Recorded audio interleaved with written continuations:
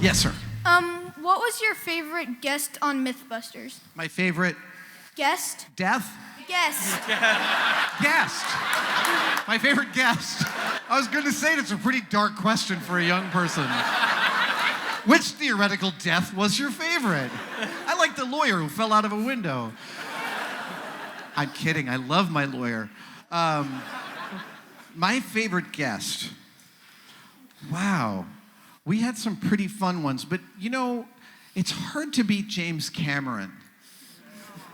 And James, or Jim, he showed up alone in a taxi. And I was like, hey, Adam, hey, Jamie.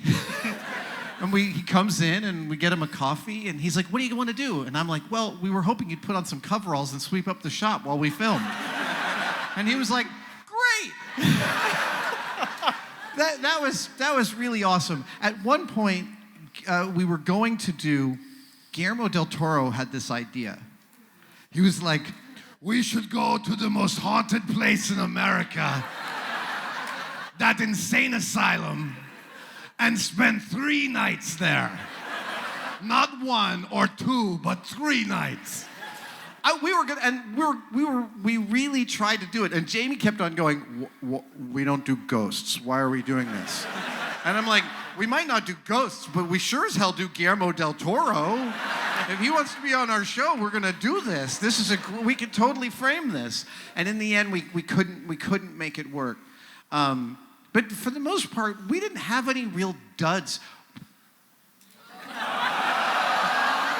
I am not naming names.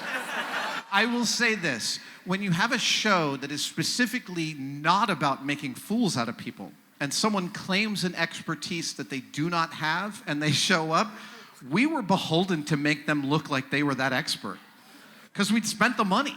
Right? They flew on a plane, they were sitting in a hotel, we're making an episode, we got to make them fit into that episode. So there were a couple of people over the years, over the full scope of MythBusters, I think there was only one who we made look a lot better than he was, and I will not name names. Thank you for that question.